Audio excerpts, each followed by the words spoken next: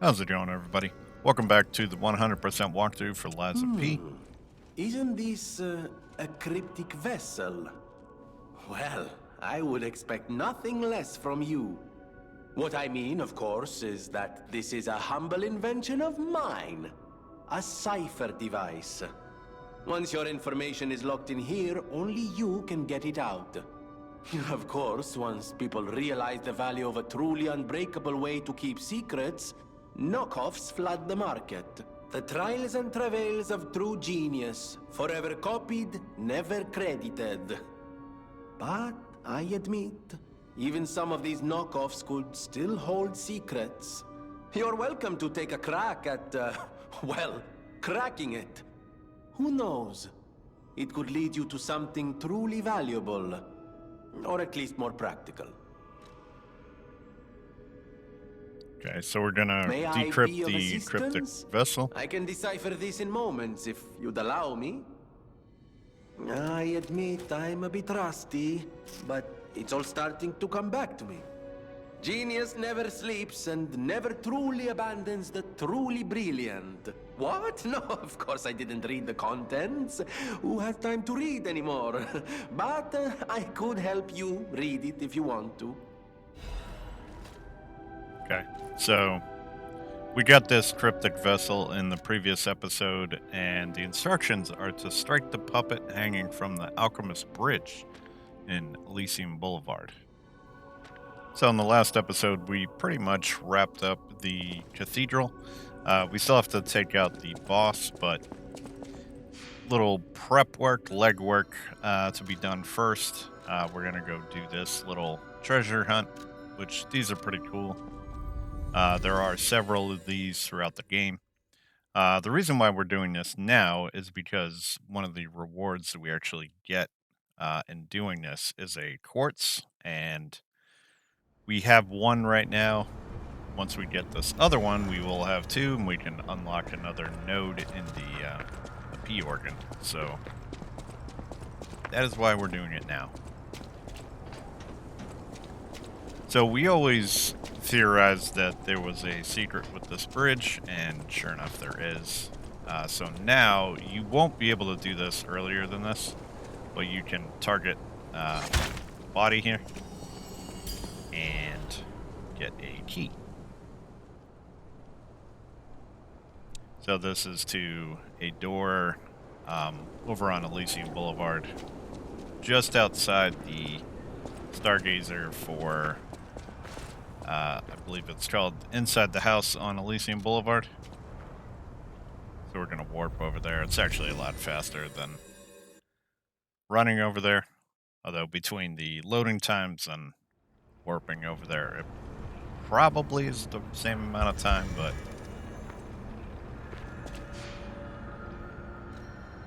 it is what it is. Okay, so, yep, right here. So we're just going to take on these couple things prior to the boss fight, and then take out the boss. Okay, so it's right out here. You don't even need to engage those enemies. Just open this door on up and get yourself a quartz and a piece of clothing. The Owl Doctor's hunting apparel, which that one is kind of cool too. We're gonna stick with the survivor gear right now, though. Okay, so we're gonna warp back.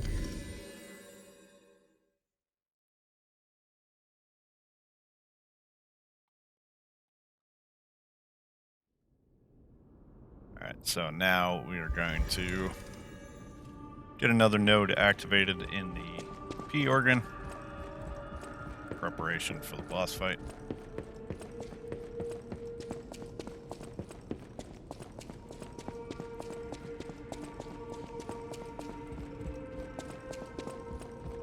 So let's see.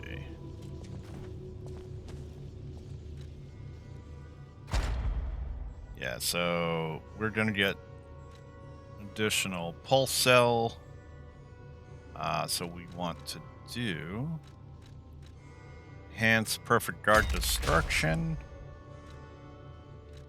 and enhance pulse cell recovery. There we go. Alright, so now we get an additional pulse cell charge, which is good.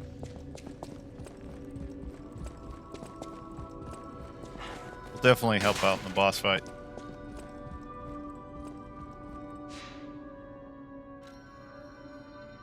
Alright, so now back to the St. Frangelico Cathedral Library. So let's talk about the boss. This is a 2 full phase, full health bar boss. This is a wall for a lot of players. I struggle with it a lot on my first playthrough. I have the fight down pretty good now, though. I am going to use the Spectre still, and they have nerfed this guy, but he can still be troublesome. He's got lots of stomping attacks and claw strikes, I should say. He has a red attack where he kind of lifts up and does like a slam down. This is all first phase stuff. He has a tongue attack that he will hit you with some decay if that actually hits you. So you need to watch out for the decay with your weapon durability and whatnot. Fire is going to be your best friend here. He is weak to fire since he's, like a big carcass enemy, pretty much. We'll talk about second phase once we get to it. There are a couple attacks in second phase that are very, very dangerous.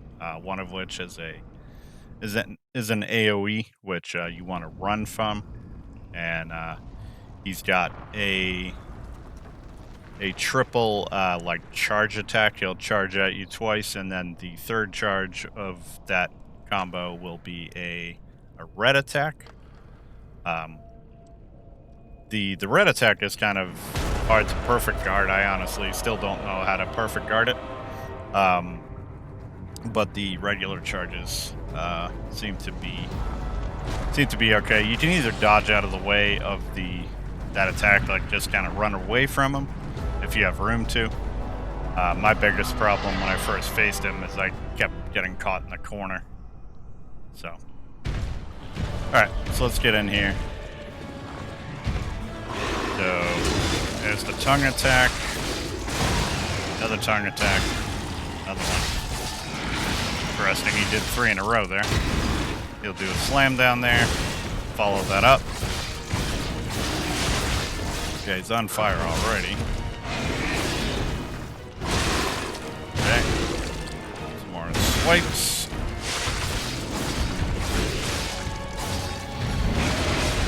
Oh, knocked him out of the red attack. Holy shit. Wow. Just obliterated him. And I think it's because of the... I guess I feel bad now. I shouldn't even use the Phantom. Jesus. Alright, so now the Archbishop is going to kind of come out here. And it's going to be... He's going to basically have 2 heads. I would recommend staying with the head that we just fought in the previous episode, and not like the previous phase, excuse me, and not this snaky part of the Archbishop. The camera gets all wonky if you do that. It's easier to hit the other side. So he has about the same attacks. Still has the tongue attack and the claw strikes, but some of them are going to be faster than they were in the first phase. So use this opportunity to grind your weapon if you need to. Do whatever sort of buffs or heal. Do whatever you need to do.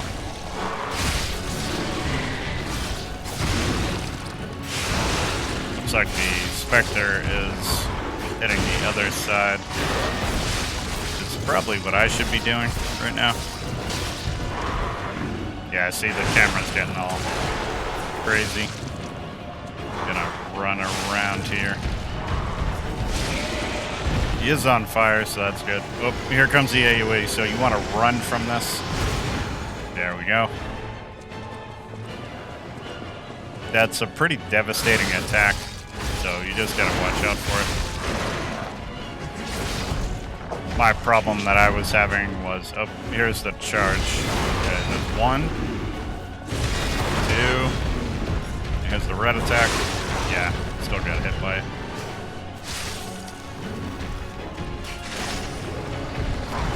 Yeah, I'm gonna run around to the other side here.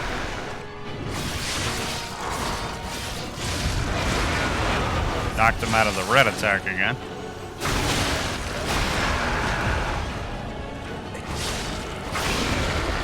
Damn. Just messed him up real bad. I honestly feel bad. I shouldn't even use the Spectre there. I mean, on my second playthrough, I went against him solo, and like I got him in one try, and I was even fighting pretty sloppy, honestly. So they nerfed him pretty bad. So honestly, he should be pretty doable without the Spectre.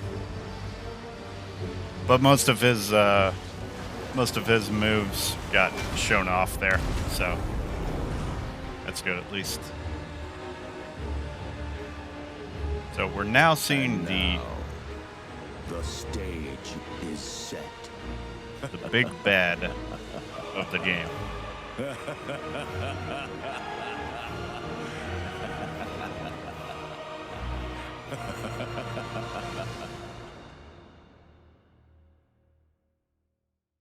Siphoning Ergo.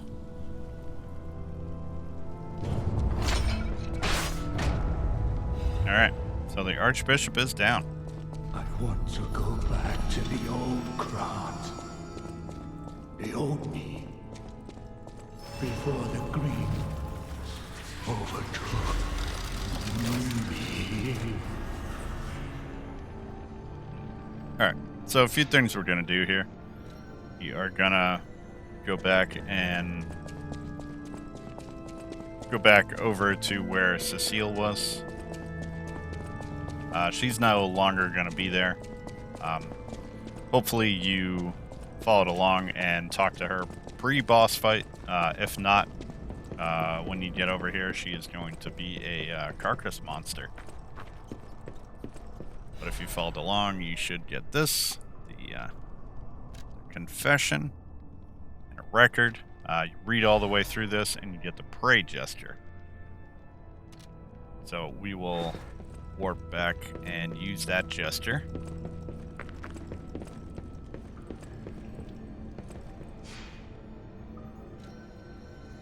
Okay, so we are gonna warp back to the chapel.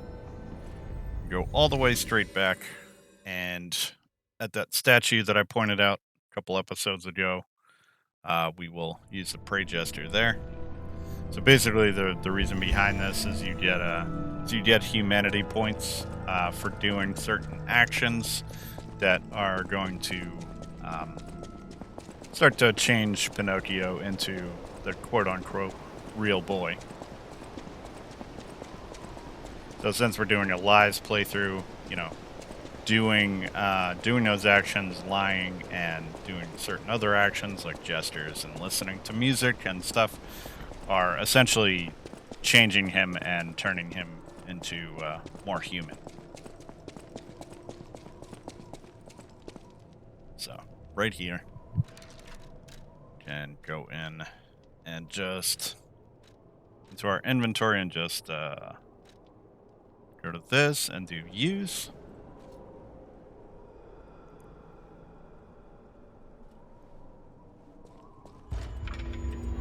Okay, you should get a message that says the Ergo is whispering. And I am going to warp back to, instead of running all the way back, warp back to that stargazer.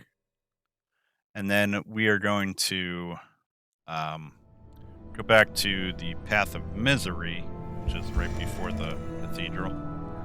Go back down the lift, and we should be able to fight the lady that led us up there. She'll realize that we lied, and she will engage us in combat.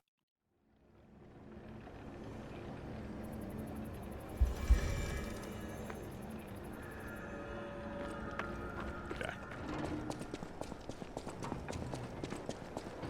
So we just go back down the really slow lift here. So I'm gonna put on the electric coil.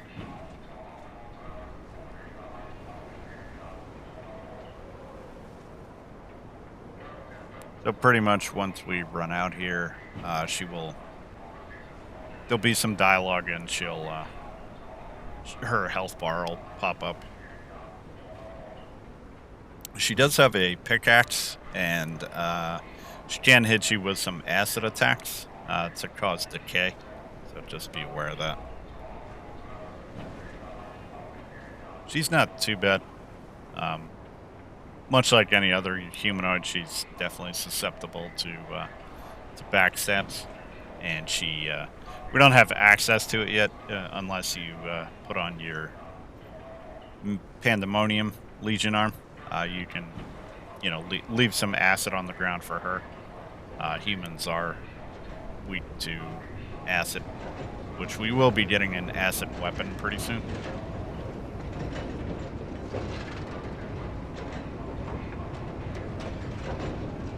Okay. So, talk to her. Safe up there. And we try to leave. Old to fall for a puppet's trick. Now she's all pissed off. To humanity. Now pay the price.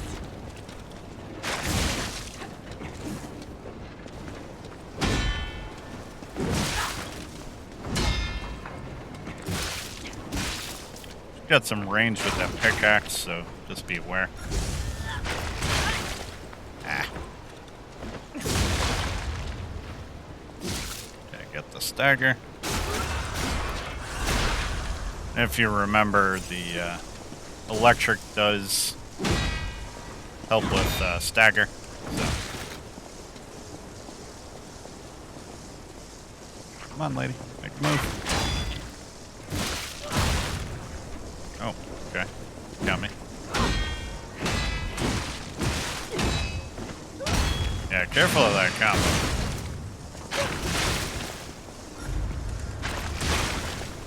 She got me again. Let's try. Go. Another stagger.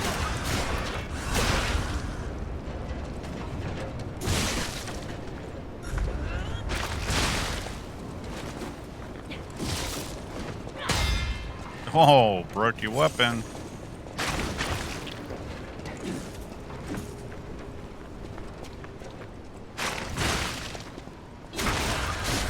And a backstab for you.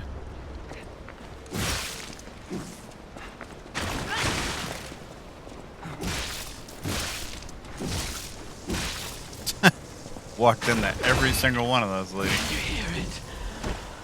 Got her. The cursed angel's wing.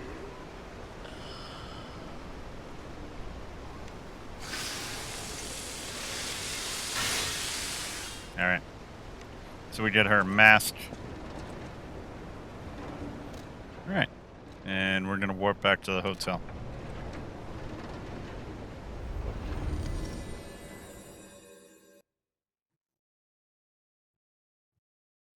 So that encounter is definitely missable. Nothing trophy related or anything for it, but just to get all the experiences that there are available in the game.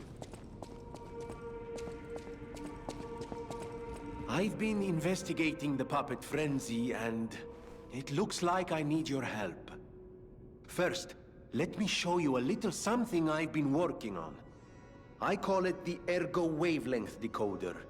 The name lacks a certain flair, but I assure you it works. If my suspicions are correct, something in the puppet's very ergo is causing their aggression. My decoder can find malicious signals within the waves, but I cannot possibly get close enough to gather the ergo wave records myself. You, on the other hand, would you? Could you? I refuse to believe the King of Puppets is truly behind this puppet rampage. It's too simple, but also a bit too much even for him. No. I suspect the ergo itself is corrupted, or at least compromised. I do so desperately want to find the cause, as I'm sure you do too, my friend. It breaks my heart to see puppets turned into murderous tools of bloodshed. Okay. I always welcome... Alright, so got the wavelength decoder. Let's level up here. It seems nowhere is safe now. Maybe those who went there seeking refuge became monsters somehow. But the petrification disease turns you to stone, not into a monster. I'm worried about the Malum district, just below the cathedral. I wonder whether there are monsters there, too. Okay.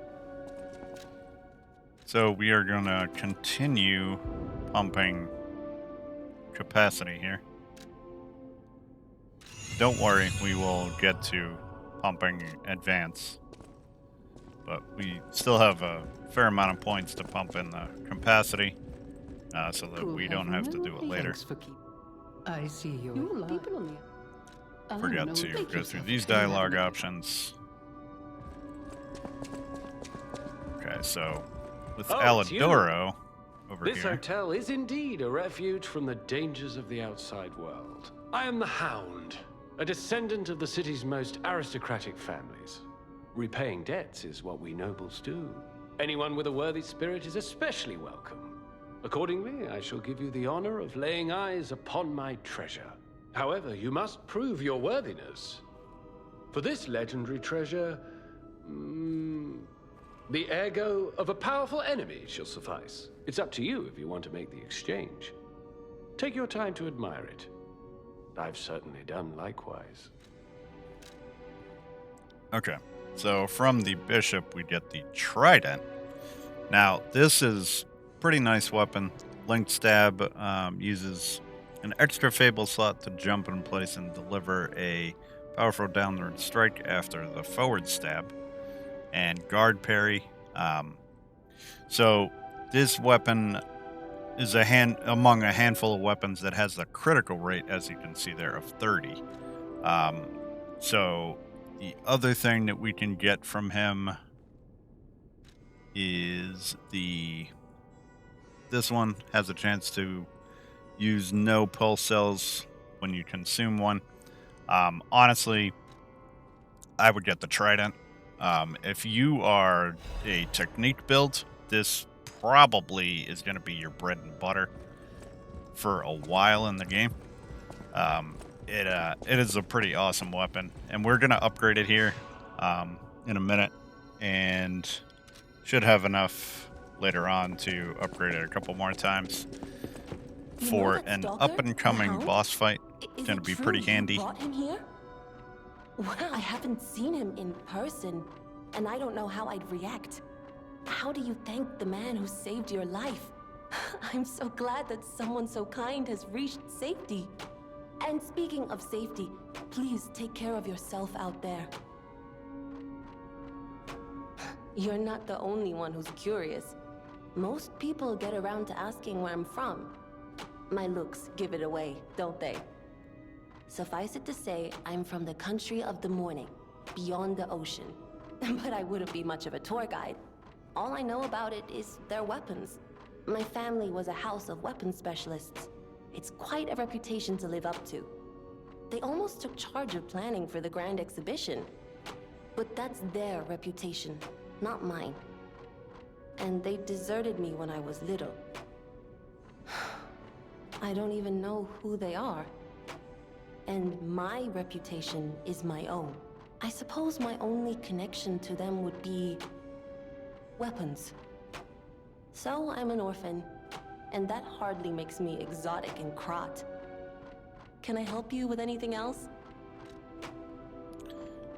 So we're gonna upgrade the trident. Only have one Dark Moon Moonstone right now. We will be getting a couple others. So by the time we reach that boss fight that I'm talking about, I think we should have it up to +2 or 3.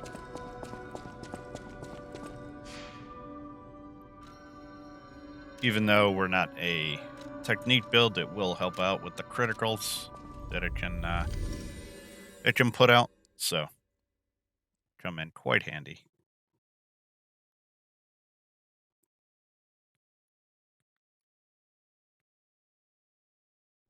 So we are going to proceed past the boss room of the Archbishop and just get over to the first Stargazer leading to the Malum district. It's called the Path of the Pilgrim. So short little journey over there, and we'll call the episode. Gonna keep the fire dagger on. We'll still be encountering carcasses, so fire is going to be our friend still for a little bit.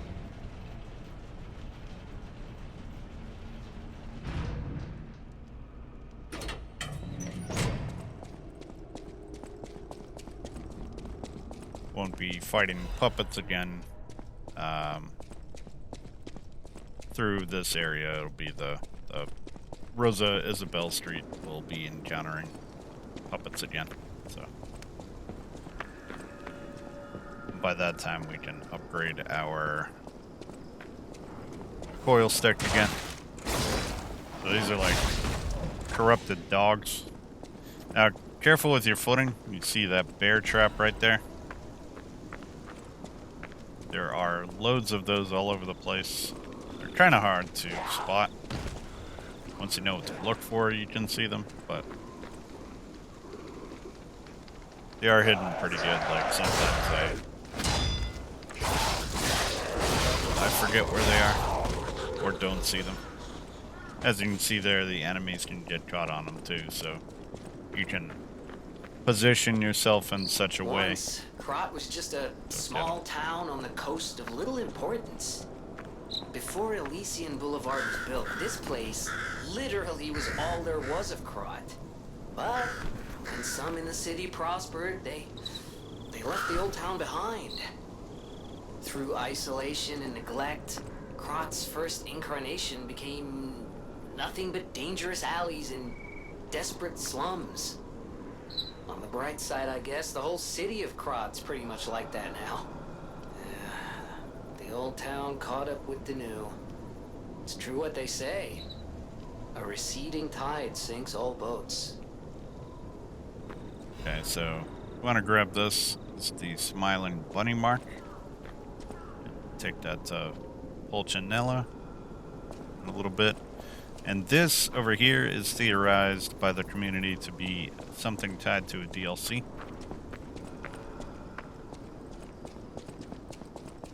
Because post-game still has no function, so that is most likely the case. So we have reached our destination, and we will continue on in the next one through the Malum district. So hopefully you're all doing well. Hopefully you enjoyed. Stay tuned. More coming at you. Take care.